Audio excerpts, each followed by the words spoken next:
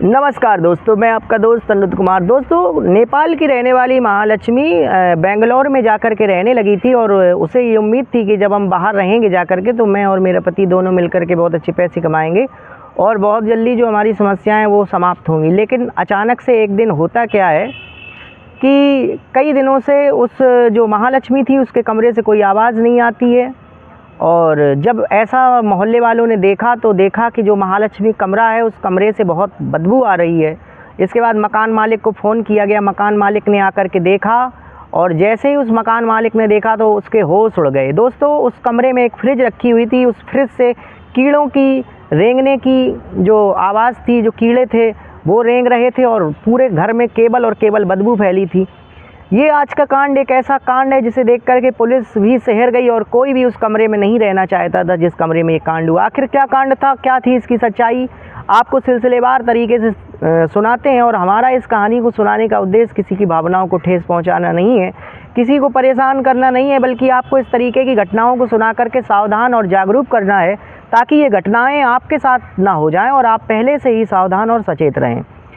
दोस्तों, महालक्ष्मी नेपाल की रहने वाली एक महिला जिसका नाम महालक्ष्मी था, उसके पिताजी ने उसकी शादी कर दी और जिससे शादी कर दी उस लड़के का नाम था हेमंत। हेमंत और महालक्ष्मी बड़े अच्छे से एक दूसरे के साथ रहते थे, सब कुछ यूं ही चल रहा था, दोनों एक दूसरे से प्रेम करते थे। लेकिन तभी अचानक से क्या हुआ कि उन्होंने कहा कि क्यों ना चल के हम बेंगलोर में रहें। उनकी माँ भी बेंगलोर में रहती थी, उस लड़की की बहन भी बेंगलोर में रहती थी। मूलतः ये परिवार जो था वो नेपाल का रहने वाला था। तो दोस्तों, इसके बाद वो बेंगलोर चले जाते हैं और बेंगलोर जाने के बाद जो महालक्ष्मी थी वो एक कंपनी में ज्वाइन कर लेती है। कंपनी कहें या हम यूं भी कहें कि एक मॉल था, जिस मॉल में वो एक टीम लीडर, जैसे जो सेल्समैन होते हैं उन सेल्समैन का जो टीम लीडर होता है उस टीम लीडर के रूप में काम कर रही थी। और उसका पति भी जो है वहीं पर अपना काम करने लगा था दूसरी जगह पर। दोस्तों, दोनों से एक बच्ची भी होती है और बच्ची 4 साल की हो जाती है। अचानक से एक दिन क्या होता है कि हेमंत और जो महालक्ष्मी थी उसके बीच में दूरियां बढ़ने लगती हैं। और दूरियां बढ़ती हैं तो केवल इसलिए कि उन दोनों के बीच में जो रिश्ते थे उनमें दरार आ गई। और दरार आने का कारण सिर्फ़ और सिर्फ एक था कि वो जो महालक्ष्मी थी उसके मोबाइल फ़ोन से और उसकी गतिविधियों से हेमंत को कुछ ऐसा लगा कि इसका कहीं और चक्कर चल रहा है। और जब इस तरीके से उन्होंने एक दूसरे से बातचीत करनी चाहिए तो महालक्ष्मी ने हेमंत के साथ रहने से बिल्कुल मना कर दिया कि मैं तुम्हारे साथ बिल्कुल भी नहीं रह सकती। और लगभग वो लोग एक साथ बेंगलोर में 10 महीने रहे और 10 महीने रहने के बाद दोनों ने अलग अलग हो गए और अलग अलग बना कर के दूरियां हो गईं। दोस्तों, महालक्ष्मी पहले तो अपनी माँ और बहन जो उसकी वहीं बेंगलोर में रहती थी एक कमरा किराए पर लेकर के उसके साथ कुछ दिन तक रही। उसने कहा कि मेरे पति से मेरा विवाद चल रहा है और विवाद चलने की वजह से मैं कुछ दिन आपके पास रहना चाहती हूँ और जैसे ही मेरा जो है सही समय हो जाएगा, थोड़ा मेरा हिसाब किताब बन जाएगा तो मैं अपनी व्यवस्था कर लूँगी। उसकी माँ ने कहा कि ठीक है, कोई दिक्कत की बात नहीं। उसकी बहन ने भी उसको समझाया कि ठीक है, तुम रहना चाहती हो तो रह सकती हो। और अब हेमंत अकेला था।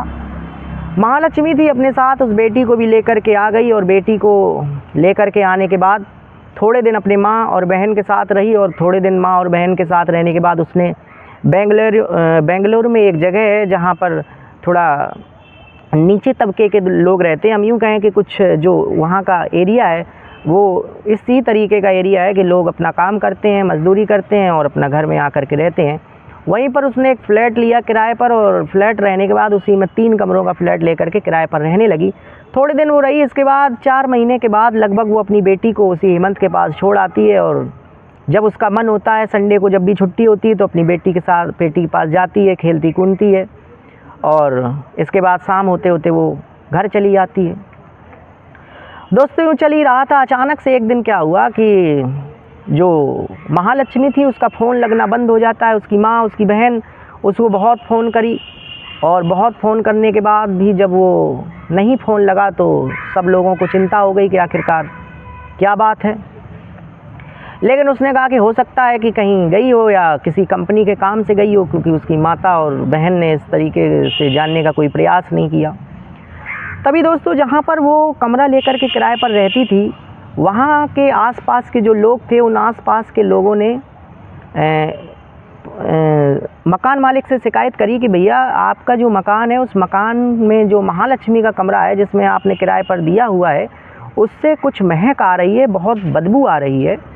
और आप आइए और आकर के देखिए, कुछ समझ में नहीं आ रहा दोस्तों। मकान मालिक दौड़ा दौड़ा आता है और आने के बाद ये देखता है कि महालक्ष्मी का जो घर है, जो उसने किराए पर ले रखा है, उसमें ताला लगा हुआ है और उसमें से वास्तव में महक आ रही है।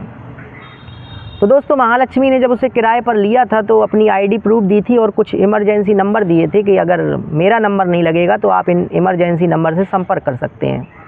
तो मकान मालिक ने वो नंबर लगाया तो वो नंबर उसकी माँ को लगा जा कर के, और जब उसकी माँ ने फ़ोन उठाया तो उसने कहा कि भाई महालक्ष्मी आपके पास है क्या? उसने कहा नहीं, मेरी बेटी से लगभग 15 दिन से कोई बातचीत नहीं हो रही है और मैं खुद परेशान और हैरान हूँ कि आखिरकार मेरी बेटी कहाँ चली गई है, मेरा उससे संपर्क क्यों नहीं हो पा रहा है। तो इसके बाद वो कहता है कि आपकी जो बेटी रहती है उसके कमरे के चारों तरफ से बहुत महक आ रही है और आप आइए। तो जैसे ही दोस्तों उसकी माँ और बहन इस बात को सुनती है तो उनके पैरों तले ज़मीन खिसक जाती है, क्योंकि आज से लगभग 2 साल पहले, लगभग 2022 के आसपास दिल्ली में एक कांड हुआ था, श्रद्धा आफ्ताब कांड। और उस आफ्ताब कांड में जो आरोपी था उसने एक श्रद्धा नाम की लड़की के टुकड़े करके और फ्रिज में रख दिए थे। उस घटना ने पूरे देश को झकझोर के रख दिया था। तो इसी तरीके की कुछ बातचीत उनके दिमाग में चलने लगती है और वो हैरान परेशान भागे भागे सीधे वहाँ पर पहुँचते हैं। दोस्तों, जब वो महालक्ष्मी ने कमरा लिया था तो कमरा लेने पर जो चाबियाँ थीं वो 2 चाबियाँ थीं, उसमें से एक अपनी माँ को दे दी थी कि माँ मैं कभी कभी ऑफिस से लेट हो जाती हूँ, तो आपका मन हुआ करे आने का तो आप आ जाया करिए और ये चाबी से आप अपना गेट खोल लिया करिए और आराम से यहीं पर रहा करिए, क्योंकि मैं तो 9 बजे के बाद ही इस मॉल से छुट्टी पाती हूँ। तो उसकी माँ कभी कभी उससे मिलने आया करती थी और एक चाबी उसकी माँ के पास थी उस कमरे की। तो दोस्तों, उसकी माँ वो चाबी लेकर के पहुँचती है और चाबी का गेट खोलती है और गेट खोल करके जैसे ही अंदर घुसती है तो देखती है कि पूरा जो कमरा है उस कमरे में खून के धब्बे पड़े हुए हैं और किसी इंसानी शरीर को टुकड़ों टुकड़ों में काटा गया है। और काटने के बाद सामने एक फ्रिज रखी थी जिसका दरवाज़ा खुला हुआ था और उस दरवाजे से खून बह रहा था। तो दोस्तों, जैसे ही वो इस तरीके की जो है वो देखती है तो हक्के बक्के रह जाती है, बदहवास हो जाती है और बदहवास होकर के, चूँकि महक इतनी ज़्यादा भरी हुई थी कमरे में कि जैसे ही कमरे का गेट खोला तो एक बदबू का झोंका आया और उसने पूरे माहौल को जो है बदबूदार कर दिया। उनका मकान मालिक भी था, मोहल्ले के भी लोग थे। तो दोस्तों, सब लोग अंदर जाते हैं। अंदर जाकर के जो वहाँ की स्थिति थी उसको देख कर के उनके रोंगटे खड़े हो जाते हैं। फ्रिज को खोल करके देखते हैं तो देखते हैं कि उसमें इंसानी शरीर के टुकड़े, जिसमें से हाथ, पैर और सर, ऊपर वाले हिस्से में उसके पैर रखे हुए हैं, नीचे वाले हिस्से में उसका सर रखा हुआ है और जो बीच का हिस्सा है उसमें शरीर के और बहुत सारे पार्ट रखे हुए हैं। दोस्तों, मकान मालिक जो था महालक्ष्मी का पुलिस को फ़ोन करता है और पुलिस आती है। आकर के जैसे ही कमरे के अंदर घुसती है तो तुरंत से बाहर आ जाती है, क्योंकि बदबू से कमरा इतना महक रहा था कि वहाँ एक क्षण भी खड़े होना बहुत मुश्किल था। लेकिन पुलिस को जांच करनी थी, सबूत जुटाने थे। तो दोस्तों, पुलिस मास्क मंगवाती है और बहुत सारे मास्क लगा करके उस कमरे के अंदर जाती है और कमरे के अंदर जाती है तो देखती है कि बहुत सारे टुकड़े लगभग हैं। और इसके बाद अपने उच्च अधिकारियों को फ़ोन करती है। उच्च अधिकारियों को फ़ोन करने के बाद फॉरेंसिक टीम आती है और फॉरेंसिक टीम उस कमरे के अंदर जाती है तो वो भी हाथ खड़े कर देती है और कहती है कि इस तरीके से जो शरीर के टुकड़े किए गए हैं उसके हिसाब से मुझे पता लगाने में थोड़ा आसानी नहीं होगी, तो आप एक काम करिए कि एक्सपर्ट डॉक्टर्स को बुलाइए जो ये बता सके कि ये जो हिस्सा है ये बॉडी के किस जगह का हिस्सा है। दोस्तों, मेडिकल एक्सपर्ट आते हैं और अपने अनुसार उस बॉडी को पूरा सेट करते हैं। फॉरेंसिक टीम उसकी जांच करती है। जांच करने के बाद वो जो बॉडी है उसका पोस्टमार्टम होता है और पोस्टमार्टम होने के बाद उनको सुपुर्द कर दी जाती है। जो टुकड़े थे उनके परिवार वालों को सुपुर्द कर दिए जाते हैं। अब पुलिस के सामने एक समस्या ये थी कि आखिरकार इस जो महिला है इसका कातिल कौन है, किसने इस घटना को अंजाम दिया। और ये एक ऐसी घटना जो वास्तव में अपने आप में एक हाई प्रोफाइल घटना बन चुकी थी, एक सोशल मीडिया पर वायरल हो चुकी थी। लोगों के मन में केवल एक ही प्रश्न था कि भाई आखिरकार कौन है जिसने इस महिला के साथ इतनी हैवानियत की है। तो दोस्तों, पुलिस घर के सदस्यों से पूछताछ करती है और मोहल्ले के लोगों से पूछताछ करती है तो उसका पति बताता है कि मेरा तो इनसे विवाद चल रहा है और विवाद चल रहा है इसलिए हम लोग अलग अलग रहने लगे। तो बताता है कि इनके जहाँ पर ये मॉल में काम करती हैं वहाँ पर एक अशरफ नाम का लड़का है जो पेशे से हेयर एक्सपर्ट है, तो उसी से इनकी बातचीत चलती थी और इसी के चलते हम दोनों का विवाद हुआ था और विवाद होने के बाद हम दोनों लोग अलग अलग रहने लगे थे। तो पुलिस की जो सुई है वो दोनों लोगों पर घूम रही थी। पहला उसका पति और दूसरा जिससे वो बातचीत करती थी, जिसने पति ने जिसका नाम लिया था अशरफ। तो दोस्तों पुलिस पति और अशरफ से पूछताछ करती है और सारी चीज़ों को जानने का प्रयास करती है। एक मोबाइल उसको कमरे में मिलता है तो पूछती है कि ये मोबाइल किसका है, तो उसकी माँ उसकी बहन उस मोबाइल को पहचान लेती है कि ये मोबाइल तो मेरी बेटी का है। तो मोबाइल जब CDR पुलिस निकालती है तो उसमें ये देखती है कि 2 सितंबर को आखिरी बार उसने फ़ोन किया था और इसके बाद उसने फिर कभी फ़ोन नहीं किया। तो पुलिस को ये अंदाज़ा है कि लगभग 2 तारीख को ही इसके साथ ये वारदात हुई होगी, क्योंकि 2 तारीख को इसने फ़ोन किया, फ़ोन करने के बाद इसका फ़ोन लगा नहीं। तो दोस्तों इसके बाद फ़ोन मिलता, फ़ोन की CDR निकाली जाती है और पुलिस ये बता देती है कि 23 तारीख को पुलिस लगभग इस घटना तक पहुंच पाती है और 2 तारीख से मोबाइल बंद था, तो लगभग 19 दिन पहले ये घटना हो गई। अब इन्वेस्टिगेशन में उसकी माँ से पूछताछ करती है, बहन से पूछताछ करती है और नेपाल में रहने वाला भाई भी उसका तब तक पहुंच चुका था। पुलिस का काम है सब पर शक करना और फिर उस शक को यकीन में बदल देना। तो इस हिसाब से माँ से पूछताछ की, बहन से पूछताछ की, भाई से पूछताछ की और उसके पति हेमंत से पूछताछ की। इसके बाद उस व्यक्ति के पास गई जिसके बारे में हेमंत उसने नाम लिया था। तो दोस्तों पुलिस को पहले पुलिस का मानना ये है कि उसका जो पति है वो बिल्कुल निर्दोष है, कि उसको क्लीन चिट दे दी गई है, कि इसका इस संबंध से कोई लेना देना नहीं है। उससे बातचीत करी तो उसने कुछ भी ऐसा नहीं उसके पास से पाया गया जिसके बारे में पुलिस को उससे शक हो।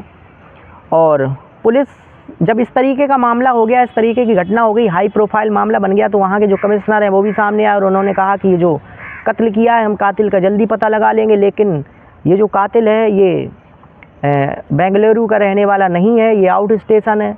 तो दोस्तों आउट स्टेशन तो हेमंत भी है, वो भी बेंगलुरु का रहने वाला नहीं है, और जिसकी बात वो कर रहा है अशरफ, वो भी उत्तराखंड का रहने वाला है, वो भी बेंगलुरु का रहने वाला नहीं है।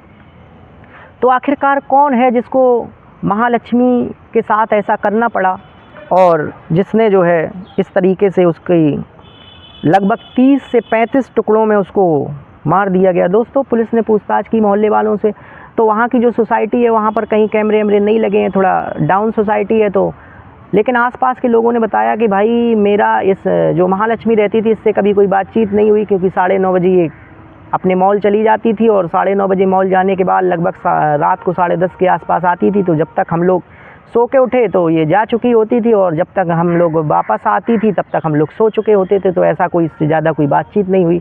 लेकिन हाँ एक बात ज़रूर है कि एक व्यक्ति इसको आता था कभी कभी छोड़ने मोटरसाइकिल से, और कभी कभी इसके यहाँ पर आकर रुकता भी था।